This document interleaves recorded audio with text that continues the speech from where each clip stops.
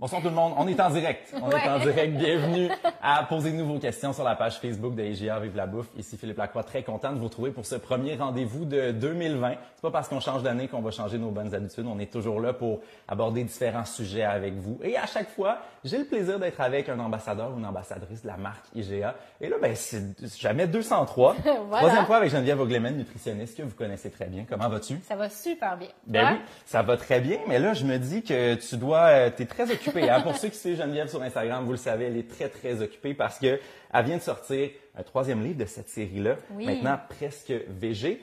Là, je veux en savoir un peu plus là-dessus. Quand tu dis presque végé, est-ce que c'est quelques recettes végé, d'autres pas végé? Parle-moi un peu de ce livre-là. Presque végé, c'est une transition.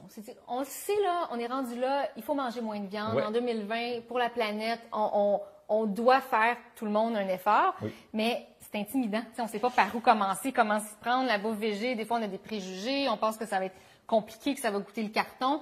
Ben moi, je veux détruire ces mythes-là. Je veux aider tout le monde à manger moins de viande, un petit pas à la fois. Donc, c'est pour ça que presque végé, c'est d'y aller en douceur, à son rythme, sans jugement, sans obligation, sans être forcé de quoi que ce soit, sans y aller drastiquement, juste y aller dans le plaisir, un repas à la fois, puis cohabiter avec la viande, mais en mangeant moins de viande. Exact. Fait qu'il y a plein de petites astuces là-dedans, j'ai l'impression, parce que Geneviève, c'est la pro des astuces. Et justement, aujourd'hui, on est là pour donner des astuces en matière de bien manger à petit prix. On veut tous économiser dans notre panier d'épicerie, mais on veut... en janvier, c'est fin janvier. Je sais pas si vous avez reçu quelque chose par la poste. Un petit... On n'en parle pas.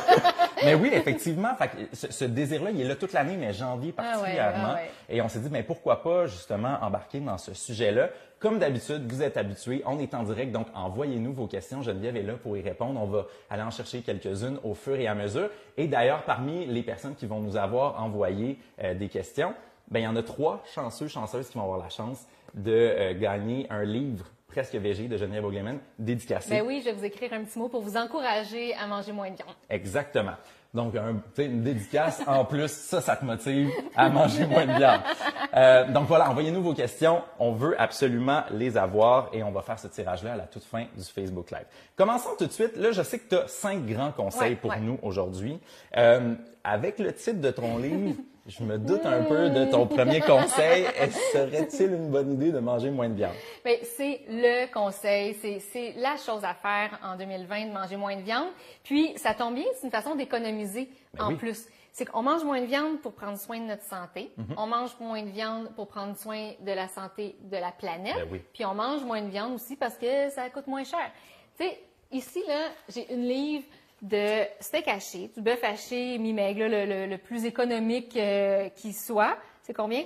6 et 24. Oui, donc 6 et 24 pour une livre. Et pour la même livre de tofu, c'est ça va être moins cher. 3 $. Donc, presque moitié moins cher pour avoir une livre de tofu. Ben oui. Et pour à peu près la même quantité, là, à peu près une livre de lentilles, c'est combien, tu penses? Ben là, on va être à quoi? 2 $? 2 $? 1 $.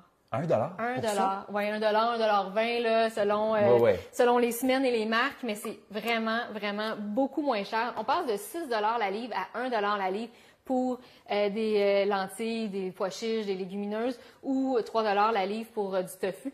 Donc, ça vaut vraiment la peine parce qu'après, ça se multiplie selon le nombre de repas, le nombre de jours dans l'année. C'est de l'économie par dollar ici, dollar là, mais qui fait vraiment une différence. Ben oui, clairement. Parce que là, à la fin de l'année, on se ramasse avec plus qu'1 $. On se retrouve avec quelques centaines de dollars de plus dans nos poches. Mais tu sais, Philippe, si on remplace juste 2 repas par semaine, en enlevant la viande puis en allant vers des options végétales comme les légumineuses ou le tofu, juste 2 repas, là.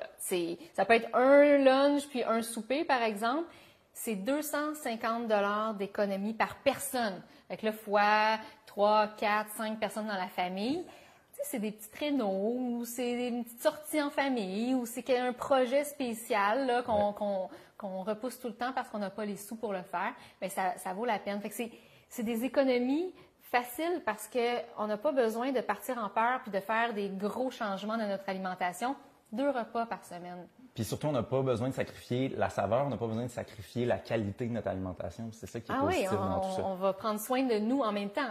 T'sais, on dit souvent que manger santé coûte cher. Bien, C'est pas vrai. Il y a moyen de manger santé tout en économisant. Là, ça, c'est clair. Là, je suis vraiment convaincue de ça. Là. J'ai une question pour toi parlant de viande. Manon Gagné de Sherbrooke a dit comment faire un souper sans viande, mais pas nécessairement avec des légumineuses. Bien, il y a toutes sortes d'autres protéines. Il y a des légumineuses, mais il y a le tofu. Ben oui, c'est ça. Il y a la protéine végétale texturée, la PVT. Je ne sais pas si tu as déjà entendu parler de ça. C'est du soya, PVT. On trouve ça chez IGA. C'est une petite granule de soya déshydratée. On la trouve dans la section des produits naturels biologiques. Ouais. Puis, on a juste besoin de la réhydrater. Puis, ça a vraiment la texture d'une viande hachée. On peut en mettre dans le pâté chinois, on peut en mettre dans la sauce à spaghetti, on peut en mettre dans un chili. Puis, c'est super intéressant. Donc, il n'y a pas la texture pâteuse de la légumineuse là, du tout. On est vraiment dans la même texture que la viande hachée là, qu'on aurait juste fait cuire dans la poêle. Ah oui, c'est génial. Ouais. Donc là, comment on fait justement pour amener un peu cette transition-là de manger moins de viande, concrètement, là? Bien, on y va en douceur, puis un conseil, c'est de partir de ce qu'on aime déjà, de ce qu'on mange déjà les soirs de semaine. Tu sais, si on mange pas de légumineuses, mais on part pas avec une salade de légumineuses, là, tout de suite, là. C'est comme trop d'un coup, c'est trop loin de nos habitudes. Mais on peut faire des moitiés-moitiés, puis dire, moi, j'aime le pâté chinois, je vais couper la viande dans le pâté chinois. Ouais. J'aime le spaghette, j'aime les pâtes. Je vais couper la quantité de viande dans ma sauce à spaghette. Puis, comme ça nous permet d'y aller en douceur. La famille capote pas. Il n'y a pas personne autour de la table. C'est toujours ça le danger. On se dit des changements, qu'est-ce que ça va faire? Tout le monde suit. Puis, tu sais, juste pour montrer l'économie, là, mettons qu'on se fait un pâté chinois. Là, OK? Un pâté chinois 100% viande. Juste avec viande, steak, blé d'Inde, patate. La classique. Ouais. C'est 3 $. On connaît tous la recette.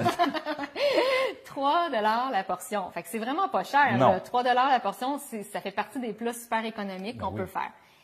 Si on va dans le moitié-moitié, tu sais, celui-là, c'est le moitié-moitié, on est autour de 2 $, 2,25 $ la portion. Fait qu'on a économisé.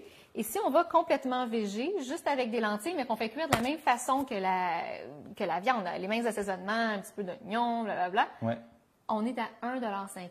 Fait qu'on a coupé de moitié par portion, fois le nombre de personnes dans la famille, fois le nombre de fois dans une année qu'on fait du pâté chinois. Il n'y a pas de petites économies là, dans le fond. Là. Non, exact. Donc, cette idée-là, déjà, ça répond un peu à Amélie Fortin de Saguenay. Notre famille est habituée à manger de la viande presque une fois par jour. Quel est le premier conseil que vous donnerez à une famille pour réduire la viande dans nos menus? Déjà, on la tient. Partir de ce qu'on aime, puis juste améliorer ce qu'on aime, réduire la quantité de viande, compléter avec d'autres protéines végétales. C'est vraiment un super truc accessible. Ça fait pas mal. Là. On est capable d'y aller avec ce truc-là en premier. Puis un autre truc que j'aimerais te montrer, c'est le truc du coup double. Le coup double, là, c'est de dire qu'en cuisinant notre souper, on en profite pour se préparer un lunch végé avec presque les mêmes ingrédients. Ah oui, donc au moins on a l'impression de ne pas manger la même affaire, mais dans les faits, on mange à peu près la même affaire. C'est les mêmes ingrédients qu'on twist là, différemment. Donc par exemple, ici, là, j'ai un souper avec du saumon. Donc oui, c'est une protéine animale. Un beau saumon avec du riz et des légumes. Super équilibré, belle assiette. Pendant que je fais cette recette-là, je fais cuire plus de riz. C'est pas plus long, là. On fait cuire plus de riz. Puis, en coupant mes légumes, j'en coupe plus. Puis là, je vais me faire une salade de riz avec des haricots noirs, du maïs surgelé. Fait que c'est la même base d'ingrédients. J'ai les mêmes oignons, les mêmes poivrons, les mêmes pois mange-tout, le même riz, mais j'ai pas mon saumon, je l'ai remplacé par une protéine végétale. Puis, c'est pas un plat chaud à l'assiette, c'est une salade froide avec du citron, avec les mêmes épices cajun que j'ai mis sur mon saumon. Je le mets dans ma salade de riz. Ça me fait un super beau lunch. J'ai fait 2 repas d'un seul coup. J'ai mangé végé pour le dîner, j'ai mangé ma protéine animale le soir. Il y a vraiment là, une douceur là-dedans. Là. C'est pas compliqué, c'est super accessible, puis c'est vraiment coloré, c'est bon. Exact. Moi, j'aime la couleur dans tes plats, que je te le dise. Donc, tu vois, c'est un peu drôle qu'on parlait de ça. Audrey Gadebois de Québec, on aimerait vraiment manger moins de viande et inclure plus de repas végés. Quel repas de la journée serait-il plus facile de rendre végé? Ben, le dîner, le lunch. Oui, le dîner. Ça fait moins lourd aussi, des fois. Là, évidemment, le saumon, c'est plus léger, mais des fois, des viandes, ça peut être très, très lourd pour passer le reste de l'après-midi. Là. Ah oui, ben, tu sais, puis on peut on peut y aller de façon assez instinctive. Là. Si on dit, ben moi, chez moi, les sandwichs, on aime ça là, avec du poulet, on aime ça avec des... Ben, on continue avec ce qu'on aime le plus, puis on change d'autres repas le soir. Il y a vraiment plein de chemins possibles. Ça, c'est super important de retenir ça. Il n'y a pas juste une façon de manger moins de viande. On a plein de façons. Là, les coups doubles, les moitié-moitié, de manger végé aussi au restaurant. Ça, c'est le fun quand on veut découvrir. Ben oui, ça donne des idées qu'on peut ramener à la maison après. Oui, exactement. Lisbeth Edaizam, j'espère ne pas mal prononcer le nom, je m'en excuse si c'est le cas. Par quelle recette devrait-on commencer si on veut tester le végé? Par une recette qu'on aime déjà. Par une recette qui n'est pas déstabilisante, pas une recette qui va venir nous faire peur ou créer des doutes. Une recette qui est rassurante. On aime la soupe, on ajoute des haricots rouges dans une soupe aux légumes. Fait que juste une petite twist. Oui. On aime la pizza, bien, on se fait une pizza végé avec peut-être un tofu fumé qu'on pourrait venir mettre à la place d'une viande de charcuterie, là, d'un prosciutto, par exemple. C'est super intéressant, c'est super bon, puis ça nous permet de continuer ce qu'on aime manger en douceur. Deuxième conseil que tu aurais à nous donner? Bien, acheter des aliments là, et les mettre dans la poubelle, pour moi, c'est un non-sens. C'est l'opposé d'économiser. Gaspiller, là, c'est tellement frustrant, c'est choquant. Tu sais, on s'est donné la peine là, d'acheter des bons aliments, on est inspiré, on s'est dit qu'on était pour les cuisiner, puis là, ils se retrouvent dans la poubelle. C'est super choquant. Moi, je dirais, le gaspillage alimentaire, c'est non. On a trop de gaspillage alimentaire dans nos maisons. Donc, je dirais vraiment que ça, c'est mon deuxième truc, d'essayer de ne plus gaspiller. Puis on a trop d'outils, puis on a trop de manières aussi pour éviter de gaspiller nos aliments. De plus en plus, là, il y a tellement de démarches qui vont dans cette direction-là. Les dates de péremption, comment tu gères ça, toi? Bien, en fait, je gère ça de deux façons. À l'épicerie, j'essaie d'acheter la date la plus loin possible pour me donner la chance d'utiliser l'ingrédient. Tu sais, des fois, on met les choses dans le panier, on regarde pas la date. Non, on prend le temps de regarder pour les produits frais. Puis, à la maison, c'est le contraire. Tu sais, je panique pas sur la date. Là, tu sais, c'est pas parce que le yogourt, ça fait une journée qui est dépassé la date, qui est plus bon. Là. Il y a plein de produits comme ça qui sont encore très bons, même là, quelques jours après la date. J'irai pas jouer avec les dates pour de la viande ou pour du poisson, par exemple, mais pour tout ce qui est fromage, produits laitiers, des choses comme ça, il faut pas paniquer. Donc, on peut se donner un petit jeu pour éviter de gaspiller. Oui, on parle pas de 6 mois, là, mais quelques... Petit jeu. On est correct, correct. Oui, c'est ça. Puis rendu dans le frigo aussi. Bien, il faut organiser notre frigo. Tu sais, si le frigo, là, c'est un gros bordel, puis on voit pas là, jusqu'au fond, puis on sait, c'est sûr qu'on va oublier des aliments. C'est sûr qu'il y a des aliments qui vont être comme attirés vers le fond, comme par un aimant. Puis là, on oublie leur existence. On les trouve, il est trop tard, ils ont une vie alternative. Ça nous est tous déjà arrivé. Oui. Aux 2 jours, par exemple, ça vaut la peine de rebrasser le frigo puis de mettre devant ce qu'on veut passer en premier. Puis quand on le voit, on y pense. On pense à le cuisiner, on pense à l'apporter en lunch, on pense à ne pas le gaspiller. Puis on gaspille vraiment beaucoup moins quand à tous les 2 jours, on fait un petit ménage, un petit rebrassage, réorganisation du frigo. Là. Et puis surtout quand on arrive avec notre épicerie, les affaires qui sont plus vieilles, on les amène en avant. Oui, le neuf derrière. Oui. Eux, leur vie alternative est Premier entrée, premier sortie, c'est ça qu'il faut faire. Est plus loin. Et justement, je parlais tantôt de toutes ces manières-là, ces moyens-là qui sont rendus à notre disposition pour éviter de gaspiller, pour que même socialement, on réussisse à gaspiller le moins possible. Juste avant le tournage, tu m'as parlé d'une application que j'avais pas encore eu l'occasion d'essayer, Food Hero. Ben oui, Food Hero, là, c'est une super application c'est un partenaire de IGA.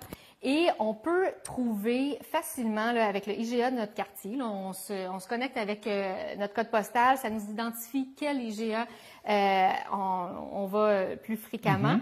Et là, ça nous dit tout ce que le marchand a identifié et a soldé. C'est encore bon, c'est super bon encore, c'est juste que la date de péremption approche, donc il faut le consommer immédiatement.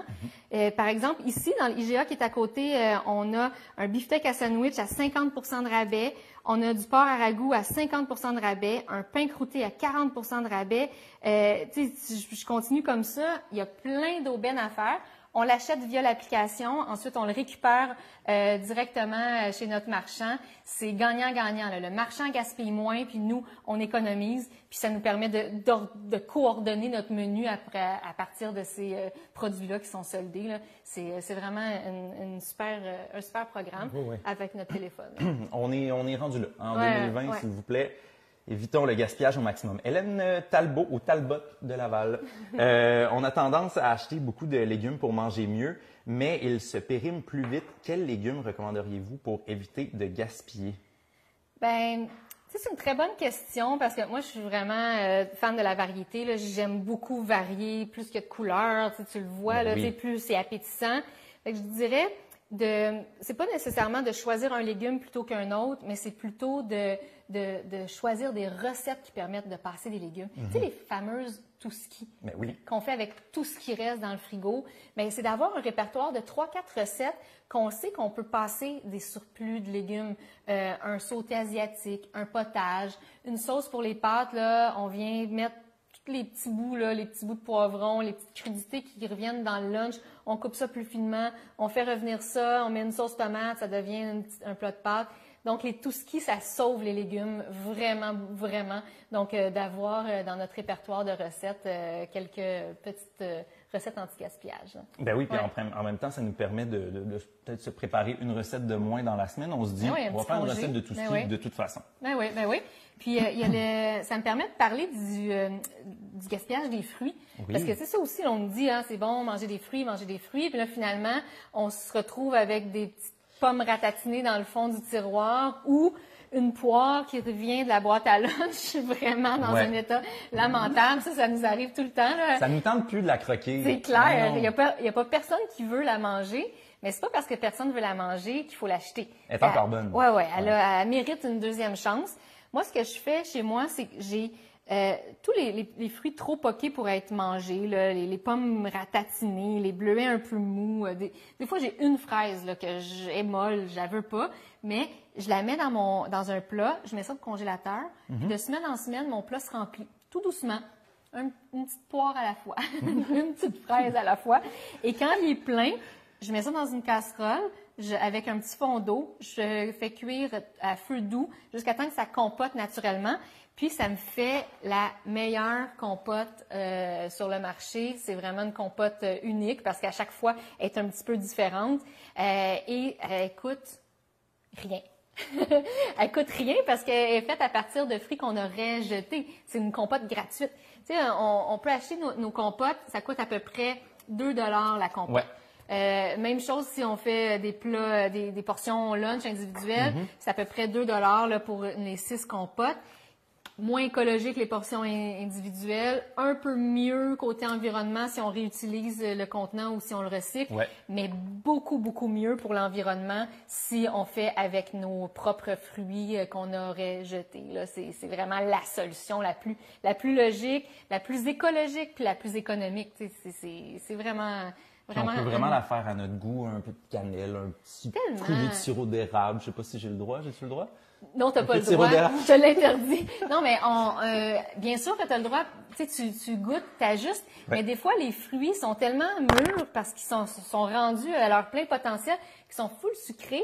Puis le fait de les cuire lentement, ça les compote puis ça concentre un peu les saveurs. Fait que je te mets au défi de goûter ta compote avant de mettre du sucre. Puis tu vas peut-être même pas en avoir besoin. Là. Tu vas même pas en ressentir le besoin. On s'en reparle au prochain Facebook Live. Avec plaisir. Catherine Comtois-Marotte, peut-on garder les feuilles de chou-fleur et est-ce que les légumes surgelés sont aussi bons que des frais? Bien, en fait, il y a deux questions super pertinentes, vraiment intéressantes. Tous les feuillages, ça, moi, je les conserve puis je me fais des super bouillons de légumes. Tu sais, on achète souvent les bouillons en Tetra Pak, ça coûte quand même cher. Là, on a plein de beaux légumes, des pleurs d'oignons, des cœurs de poivrons, des tiges d'aubergines, les feuilles du chou-fleur. Tout ça, on peut même les accumuler là, comme on fait pour les fruits. Au congélo, dans un plat hermétique. Quand c'est plein, on met ça dans une marmite avec de l'eau. On fait cuire doucement là, pour infuser la feuille ou la pleure du légume. Ça fait vraiment les meilleurs bouillons et des bouillons gratuit. Oui. Ça fait plaisir d'entendre ça. C'est comme une compote gratuite, un potage gratuit, un bouillon gratuit. On dirait que c'est la musique à mes oreilles. Là. Tout ça parce qu'on n'a pas gaspillé. Oui, voilà. Tantôt, on parlait des formats individuels. Là, je vois, il y a toutes sortes de questions qui rentrent vraiment. On va essayer d'en garder peut-être un petit peu pour la fin parce que je voulais vraiment parler des formats individuels avec toi. Ça aussi, personnellement, là, c'est vraiment ma manière de magasiner. J'aime beaucoup comparer les prix. Mettons, on le met sur une échelle de 100 grammes ou de 100 millilitres. Ouais. On économise beaucoup avec des gros formats. Oui, ça vaut vraiment la peine d'acheter en gros format puis de couper soi-même, de faire soi-même ces formats individuels. Tu sais, par exemple, ça, c'est super populaire dans les lunchs, des petits fromages emballés. C'est vraiment pratique, c'est rapide le matin. On met ça dans la boîte à lunch. Puis ça revient à peu près 60 sous la portion de fromage. Fait que c'est pas la fin du monde, mais lunch après lunch après lunch pendant un parcours préscolaire à universitaire, on s'entend qu'on a une petite bourse d'études. Là. Oui. Et donc, c'est un 60 sous par portion. On vient de tomber à 45 sous par portion si on va dans une grande marque et un format qui est quand même plus gros. Si on va dans la marque maison, là, on tombe à 30 sous. Fait qu'on vient de couper de moitié le prix par portion. Ouais. Puis, on peut utiliser ça aussi pour gratiner, pour mettre dans nos recettes, dans nos pâtes, sur notre pizza. Fait que c'est beaucoup plus écologique, moins d'emballage. Hein. On s'entend qu'il y a quand même pas mal d'emballages reliés à ça. Donc, plus écologique, plus économique, plus pratique. On peut faire plus de choses avec notre fromage. J'adore ça. Ton quatrième conseil, ce serait quoi pour vraiment réussir, encore une fois, à bien manger, mais à petit prix? C'est de planifier. On s'en sort pas. Ça prend un minimum de planification. Puis, tu sais, c'est parce que si on ne s'est pas posé la question avant, qu'est-ce qu'on mange, la tentation d'aller vers le prêt-à-manger, d'aller vers la livraison, d'aller vers le resto est forte.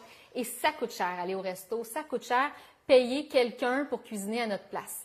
Si on veut économiser, on gagne à cuisiner soi-même nos repas. Là, ça, c'est sûr que c'est un incontournable. Et donc, de planifier, c'est de commencer par regarder le contenu de notre garde-manger, puis de magasiner dans le garde-manger avant d'aller à l'épicerie. C'est vrai. Puis de partir avec ce qu'on a déjà. Tu sais, il y a tout le temps, là, on a plein de conserves, là, comme si on se préparait pour l'apocalypse. Tu sais, les passés, des fois, ces conserves-là. Je suis pas tout seul.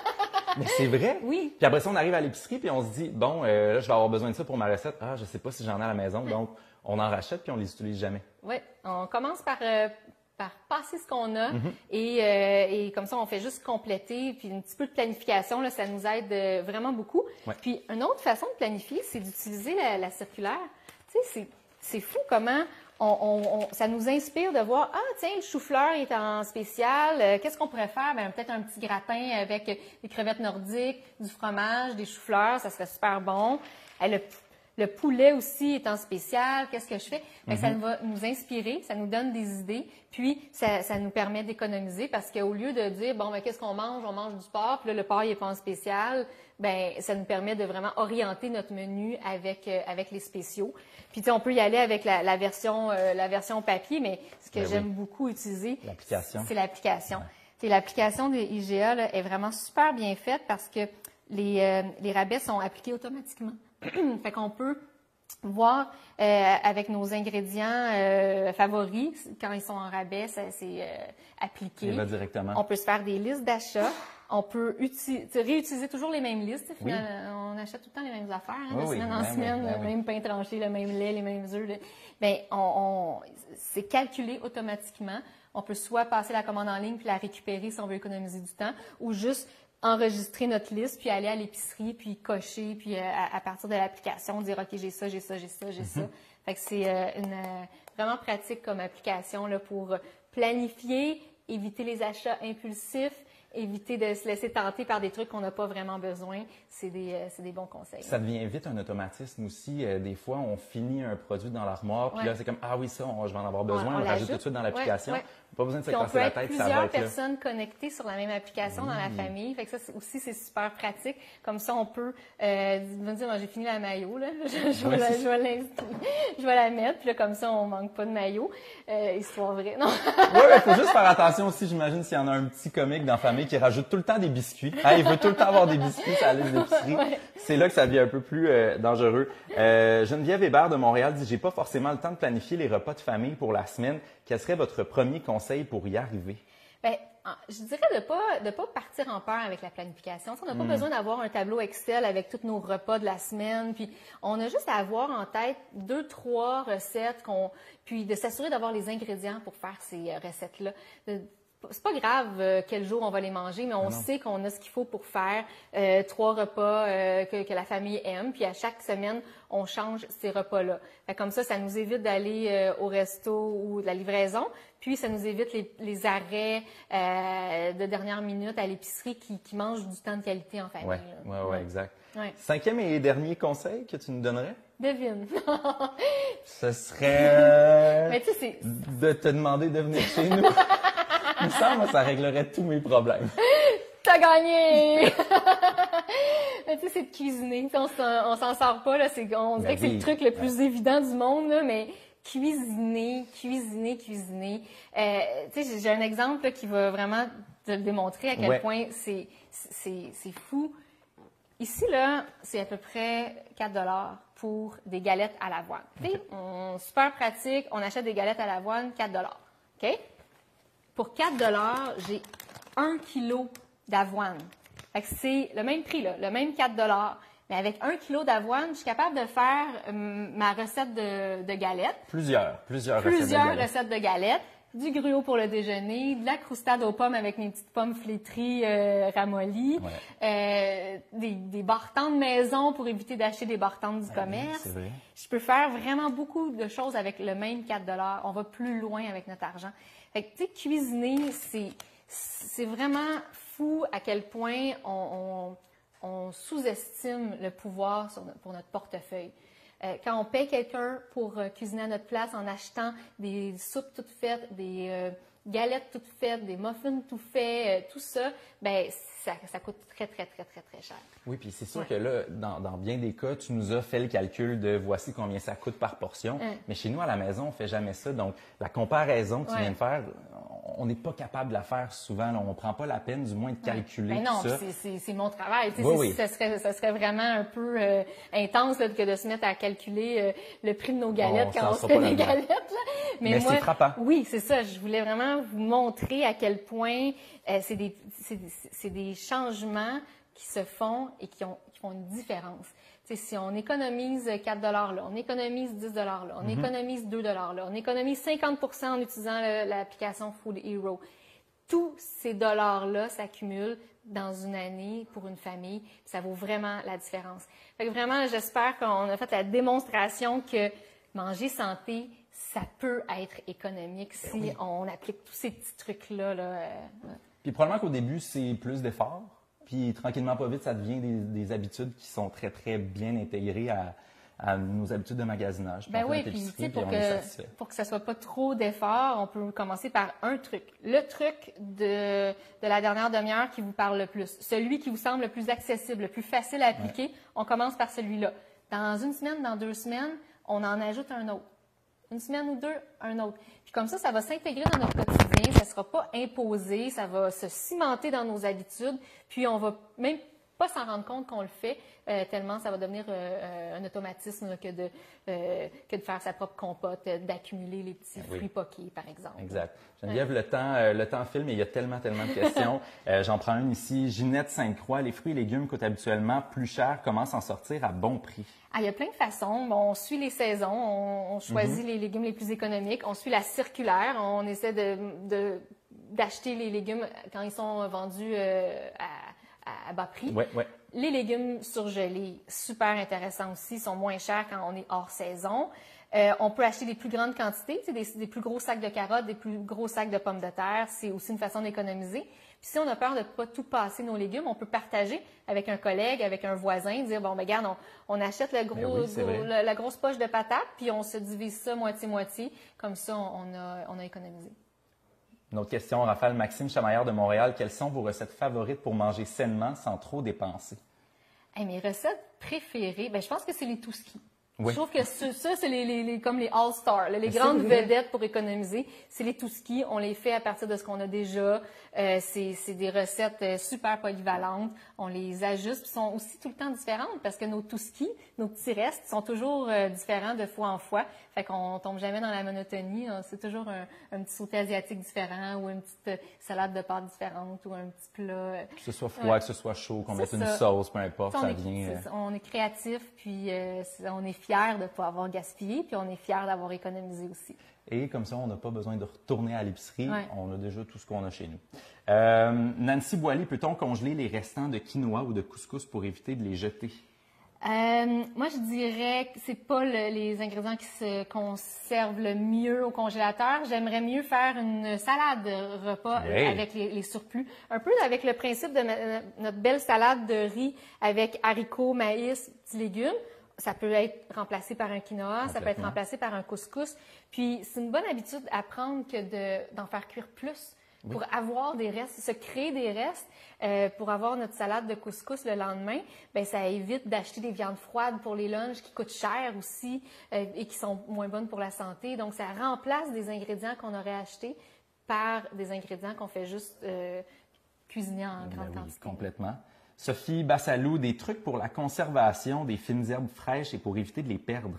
C'est vrai que le gaspillage des fines herbes, c'est vraiment c'est un problème parce que c'est fragile les fines herbes, ça coûte cher. Bien, moi, le premier truc, c'est d'avoir des plants plutôt que de les acheter en barquette.